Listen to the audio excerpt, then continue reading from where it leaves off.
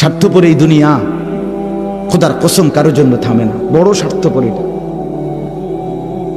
আগের গাড়ির 3 জন প্যাসেঞ্জারও যদি রক্তে ভাইসা যায়, মইরাও যায়, পিছনে জ্যাম বাজলে এরা শুনতেছে যে সামনের গাড়ি অ্যাক্সিডেন্ট করে 2 জন লোক মরে গেছে, এরা এরপরও চিল্লা যে পুলিশ কই, রাস্তা ক্লিয়ার করে নাকা, মূল্যে মরছে না মূল্যটি সরাও। কারো হাতে সময় নাই। স্বার্থপর এই দুনিয়া, কারোর জন্য থামে না রে বাপ। হ্যাঁ, যেদিন বাপের জানাজা পড়ে, যেদিন বাপের লাশ কবরে দাফন করে, সেদিনও বংশধর সন্তান ছেলে মেয়ে ঘন্টাখানিক 2-4 ঘন্টা কাইন্দা কাটটা হইলো, রাতের বেলা ঠিকই ভাত খায়। হ্যাঁ, খায় না? পাশের ঘর থেকে খানা আনে, আবার ওরা ঠিকই খায়। স্বার্থপর দুনিয়া যে, থামে না রে ভাই, থামে না দুনিয়া। ওই জন্য আমাদের কারোর জন্য থামবে না।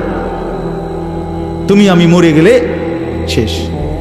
আবারও বলছি এই কথাটা, আমি মরে গেলে এরপরে পৃথিবী যত আধুনিকে হোক না কেন, আমার কি কথা বুঝছেননি? আমি মরার পরে